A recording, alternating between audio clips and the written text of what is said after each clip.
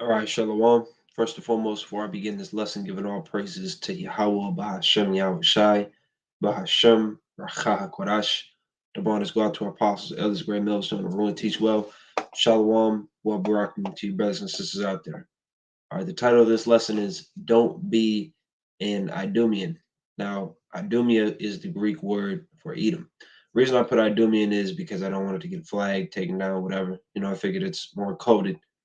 Um, which I could have, I was thinking about just putting Edomite, but with a zero instead of an O. But Spirit had to play out like that. All right, so don't be an Idumean. And of course, it's not literal because if you are an Idumean, you didn't have a choice. Everybody their nation was determined by the Heavenly Father. So, which reincarnation is biblical, but every time that you're reincarnated, you're of the same nation. You're not gonna last life you weren't a Moabite, but this life you're an Israelite from the tribe of Issachar. It doesn't work like that. All right, you've always been an Israelite, or you've always been a Edomite, or you've always been a Hamite. The reason I titled it "Don't Be an Idumean," something I was thinking about. Three main things that came to my mind, and I don't, what I mean by "Don't be an Idumean" is don't follow after the characteristics of an Idumean.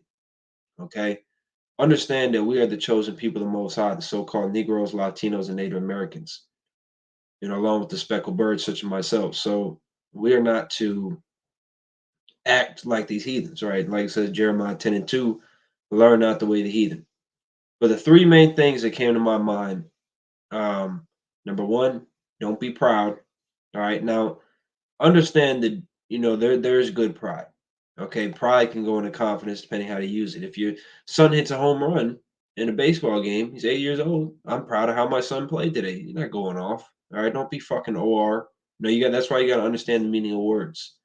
Now, being prideful or being proud is essentially putting yourself above, above others, and you just, you're haughty. You're just exalting yourself beyond measure. You're not.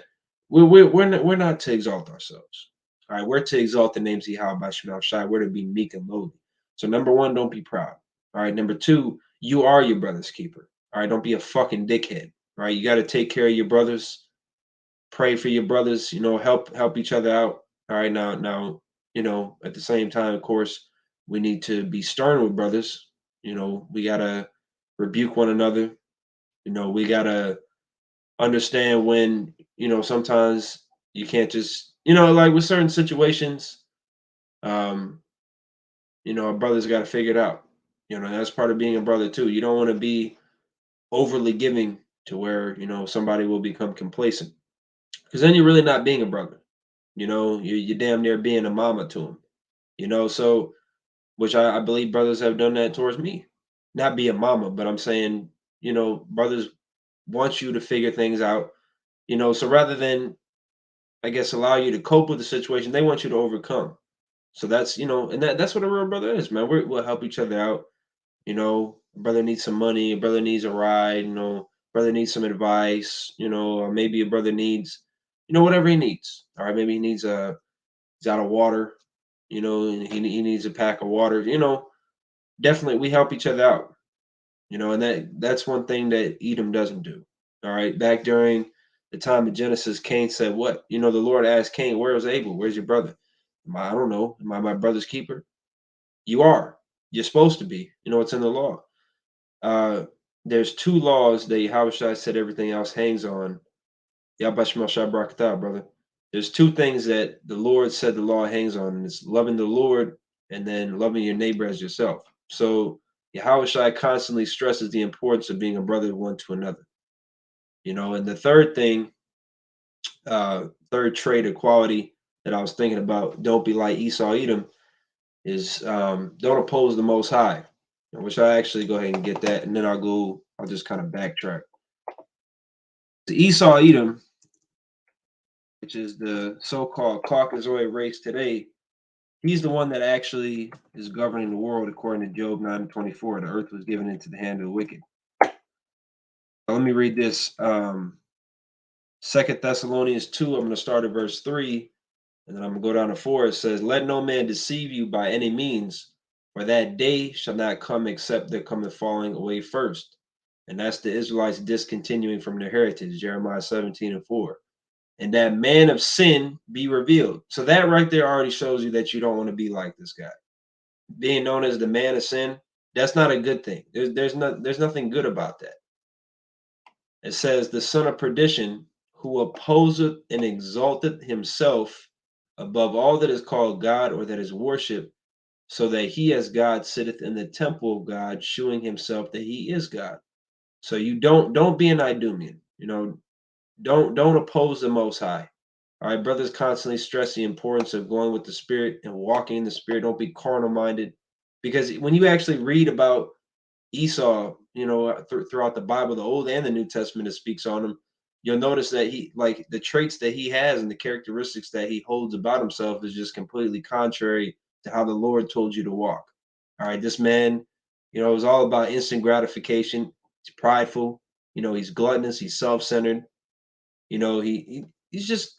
I mean, he's look at the way he has sexual relations, man on beast. This man is completely out of order. All right. His household be out of order. His children be out of order. He's a beast, a beast with feet.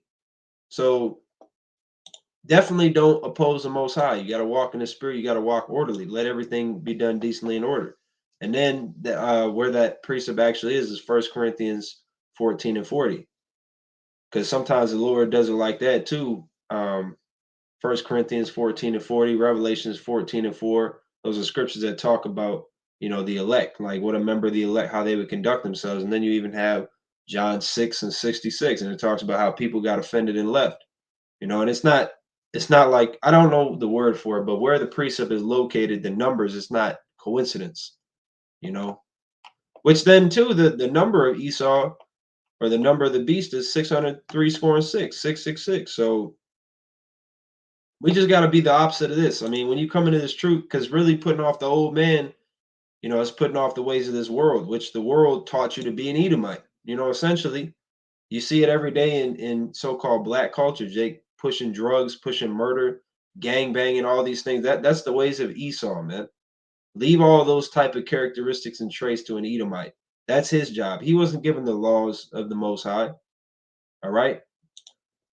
So let me go back to second thing I say, because I said don't be proud. Third one was don't oppose the Most High. I'm trying to think what the second one was that I said. I'm just get some on pride then.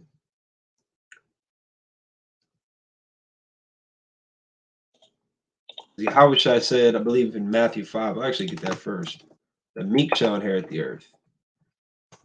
Esau damn sure ain't meek, because it tells us in Sirach 10 in verse 4 and verse 8 that this kingdom is going to be, translated to somebody else. The whole earth is going to be ruled by somebody else, because the current ruler ain't worth a damn. So he's going to be taken down.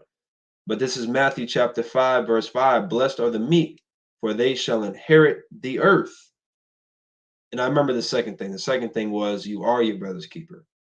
All right, but it says, and this is in red. So this is Yahushua speaking. It says, blessed are the meek, for they shall inherit the earth. Let's get that Greek word for meek. It's G4239. Looks like praose. And it says gentleness of spirit, meekness, humble. Let's just get the definition of meek. That might basically just giving us the word. Submissive. Yeah. Definition goes into being submissive to the Most High. You understand that, and that this truth teaches you how to be, somebody of morality, somebody with integrity. So, and that's another thing that brothers constantly push, especially Elder Ariala. This thing ain't about you. This is about you. How about Shemel Shai? We make these lessons. We go out to camp. We pray and fast. We do all these things for the glorification of the names of the Lord. So none of this is about us, and it's never been about us. And if you're in the right spirit, you don't care if it's about you, because you just want to please the Lord and do the right thing. Because like it says in Ecclesiastes 12 and 13, this is the whole duty of man. This is our job. And even doing our job, like it says in Luke 17 and 10, after that, after doing our duty, Yahushua said, we're unprofitable servants. That's what he told us to say. We're unprofitable servants. We've done that which is our duty to do. So there's no room in this thing to be proud. Once again, that's One of the three things that I was bringing out, leave that to Esau to do that. He's the one that opposes the Most High, which you can see that all three things that I named go really hand in hand. All right, because if you oppose the Most High, you're going to be proud, and if you're proud and you're being prideful, you're going to be self-centered, all about you. You're not going to be your brother's keeper. You're not going to care about your brother's well-being. All right, don't walk like a fucking Idumean. Ecclesiastes 12 and 13. Let us hear the conclusion of the whole matter. Fear God and keep his commandments, for this is the whole duty of man. That's plain. This is the whole duty of man. That's why in Second Esdras, the ninth chapter, it talks about how two-thirds of our people here in America and also the rebels worldwide, they're born in vain. The scriptures talk about let my great be kept, or which is the elect. So two-thirds of our people here in America and the rebels worldwide that don't want to do the whole duty of man, that's what makes them vain, vanity, which vanity goes into something that's worthless. It's without value. It's pointless. There was no reason for it, you know? So if you're an Israelite from Judah down to Issachar, man or woman, it doesn't matter, and you're not keeping the law, statutes, and commandments and serving the Most High God, then your existence as of right now is vanity. So the Lord is going to take you off the earth, and you're going to come back through the loins of the elect. It's as simple as that. Now, of course, if you're in your right mind, you don't want to go through that process. You'll hear those things and you'll be persuaded through the fear of Yahweh Shemel Shai, and you'll just adhere to righteousness. That's what you would think would be the reasonable response to that. But most of our people are still rebellious. All right, like Moses said, you were rebellious since the day I knew you. All right, this is so going to humility. Proverbs 22 and 4. By humility and the fear of the Lord, which if you truly have fear of the Lord, you're going to be humble, because the Lord, that's one of the 6 things he hates. All right, a proud look. The Lord ain't dealing with somebody that's prideful, man. We've seen many guys that they start to think themselves to be somebody and they get dropped off. The Lord ain't dealing with that. All right. Proverbs 22 and 4. By humility and the fear of the Lord are riches and honor and life. That's what we're seeking, is life. So we're to be humble. Matter of fact, let me get this too. 1 Peter 5 and 5. Likewise, ye younger, submit yourselves unto the elder. Yea, all of you be subject one to another, and be clothed with humility, for God resisteth the proud. So God resists the proud. God resists Esau, Edom. All right, the Lord ain't dealing with him. And that's one of the reasons why. That's one of the many reasons why. Because he's prideful. I mean, it's really common sense, though, because you go to Malachi 1 and you know that Edom is known as the wicked. Every characteristic that Esau has, you want to have the opposite of him, because he opposes the Most High, which means he opposes righteousness. It says, for God resisteth the proud and giveth grace to the humble. So that's really, some big things in this truth. It's about being humble. It's about being brotherly. And really, it's just about serving the Most High, being genuine. If you apply those 3 things, I mean, you're really not going to fail, man. As long as you're diligent in doing the work, you listen to rebuke when it comes. You understand that brothers ain't just, they're not beating on you. They sincerely want you to get right. And some brothers are harsher with words than others, but you just got to grow up and get over it, man. We're supposed to be men, you know. So this was just something I wanted to tap in real quick. I know I was kind of a little unorganized, but Lord willing is edifying to elect. Before I close, giving all praises to Yahweh Bashim Shai, Bahashem Rachah Kwadash. That honors go out to our apostles, elders, great millstone, Shalom, and Abba Babal.